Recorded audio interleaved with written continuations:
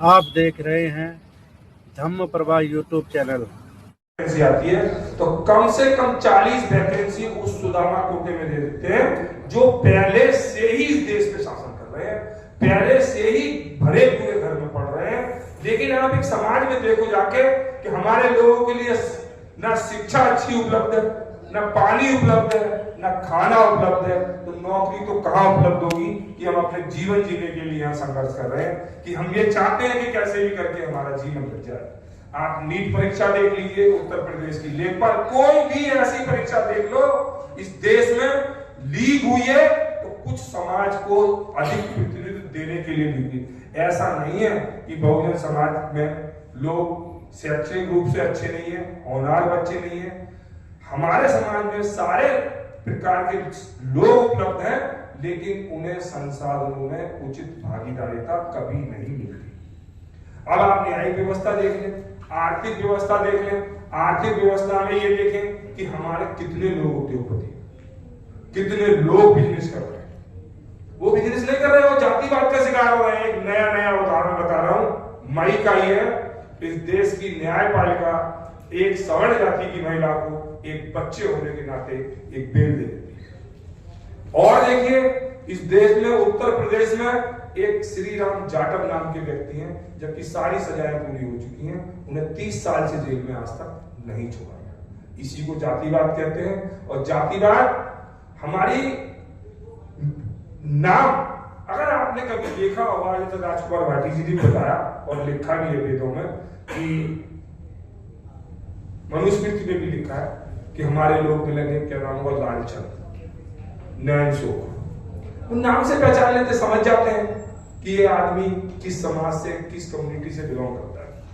जातिवाद देख रहे हैं आप, जातिवाद का कितनी पराकाष्ठा है देश के अंदर। लोग पानी नहीं दे रहे, पीने नहीं दे रहे, तालाब के किनारे नहीं जाने देते रहे।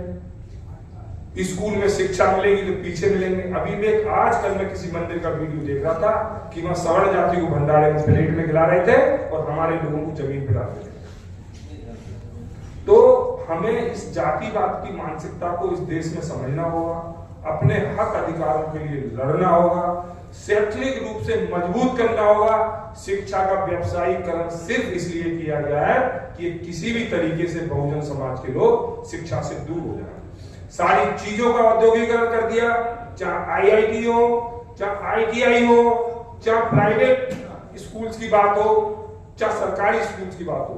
सरकारी स्कूल का 87,000 तो मैडम ने डाटा देखा है, लेकिन कम से कम 1 लाख स्कूल तो उत्तर प्रदेश में इन्होंने बंद कर दिए कि किसी तरीके से बहुजन समाज के लोग पढ़ लिख कर अपने हक अधिकारों को जानकर, अगर हक अधिकारों को जान लेंगे तो संघर्ष करना तो हमारे खून में शामिल है। क्योंकि हमारा संघर्ष बाबा साहब के संघर्ष से बचा है। बाबा साहब ने सही बात कही थी कि पानी की कीमत वही जानता है जिसको प्यास लगती है, और जिसको प्यास ही नहीं लगेगी उसे पानी कुछ नहीं है। शिक्षा का महत्व वही जानता है जो शिक्षा लेने के बाद अपने ज्ञान जान लिया, और ज्ञान जानने के बाद वो संघर्ष करते हैं। आज डॉक्टर साहब समाज के लिए संघर्ष कर रहे हैं, समाज के लोगों को जागरूक कर रहे हैं, समाज के लिए खून पसीना बहा रहे हैं। सामाजिक संगठन चलाना, लोगों को जागरूक करना अपने आप में एक संघर्ष है, एक जीवन के साथ संघर्ष है, परिवार के साथ संघर्ष है। मैं भी यही काम करता हूं, पेशे से वकील हूं, लेकिन सामाजिक जब खून में उबाला आता है ना समाज के लिए, तो आदमी घर से निकल सकता है। तो इसलिए मेरा तो ये कहना है कि जो हक अधिकारों की लड़ाई जो सरकार छीन रही है, संविधान पे हमला कर रही है, संविधान द्वारा प्रदत्त अधिकारों का हनन हो रहा है, उनका संरक्षण कैसे हो, हम सब चुनिंदा लोग सब जानते हैं कि वे मात्र एक ऐसी ताकत है कि जिनको रोक सकते हैं, तो उसे हमारा वोट से हम अपनी सरकारें बनाते हैं, और सरकारें ही निर्णय करती हैं कि कौन पढ़ेगा, कौन एसी क्लासरूम में बैठेगा, कौन पिछली पंक्ति में बैठेगा। सरकारें, अगर हम अपनी सरकारें बनाने में सक्षम नहीं है, अपनी वोट की ताकत को नहीं पहचान सकते, तब हमारा पढ़े लिखे होना कोई उचित नहीं है। कितना आज सोशल मेन स्ट्रीम मीडिया से हम बाहर हैं, ये बातें सब नहीं दिखाएंगे। हमारे हक अधिकारों की लड़ाई को एक धर्म की ओर ले जाकर मोड़ के दे देते हैं। और जब शिक्षक महंगी हो जाए ना तो लोगों को डाइवर्ट करना पड़ता है धर्म की तरफ। लोग धर्म की तरफ डाइवर्ट हो रहे हैं। आज धार्मिक अनुष्ठानों में आप ये देख लो कि बहुजन समाज के सबसे ज्यादा लोग भागीदारी रखते हैं, जबकि जो धार्मिक अनुष्ठान का आयोजन करते हैं उनके बच्चे तो डॉक्टर मुखर्जी नगर, इलाहाबाद यूनिवर्सिटी, पटना पढ़ रहे हैं। हमारे बच्चे क्या कर रहे हैं? उन धार्मिक अनुष्ठानों में शामिल हो रहे हैं और आर्थिक सहायता प्रदान कर रहे हैं। अगर हम उन्हें आर्थिक सहायता प्रदान करने बंद कर दें तब उन्हें पता चलेगा कि क्या होता है। जाकर पूछो ना, दुनिया में जाकर पूछो ना, हैरान हूँ दानी यहाँ मिलता नहीं कोई ज्ञानी यहाँ। भारत से क्या पूछते हो, भारत से क्या पूछते हो, लंदन में जाकर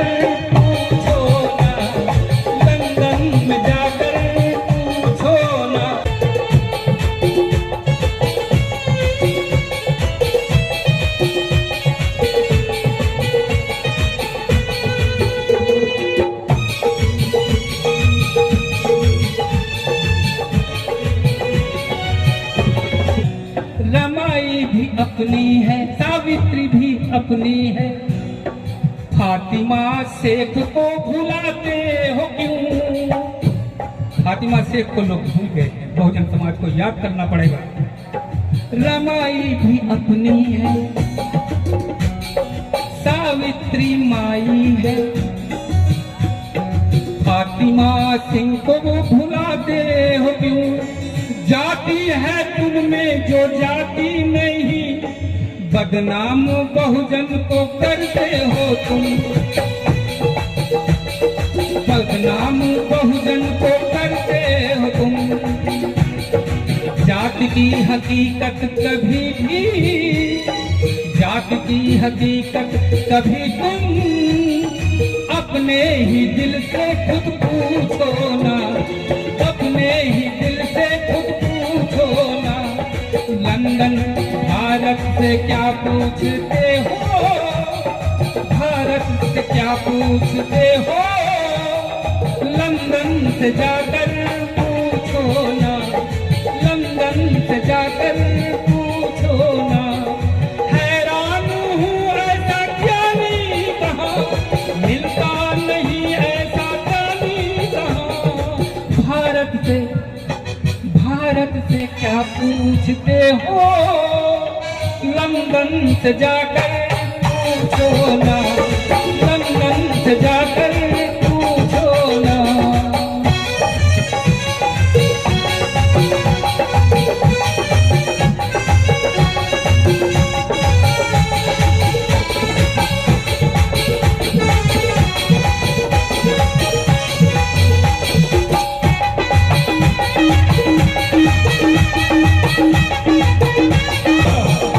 मैदान में लड़ना है, आगे भी बढ़ना है, मैदान में लड़ना है, आगे भी बढ़ना है। सबको लड़ाई में शामिल करो, सबको लड़ाई में शामिल करो। एससी हो, एसटी हो या ओबीसी, सबको तो उनको अपने काबिल करो, सबको तो उनको काबिल करो। शर्तें सभी से है मेरी, शर्तें सभी से है मेरी, मिलजुल के रहना तो सीखो ना, मिलजुल के रहना तो सीखो ना। हैरान हूँ ऐसा ज्ञानी कहाँ मिलता नहीं, ऐसा ज्ञानी कहाँ। भारत से क्या पूछते हो, शिव बचन से तो पूछो ना, शिव बचन से पूछो ना, शिव बचन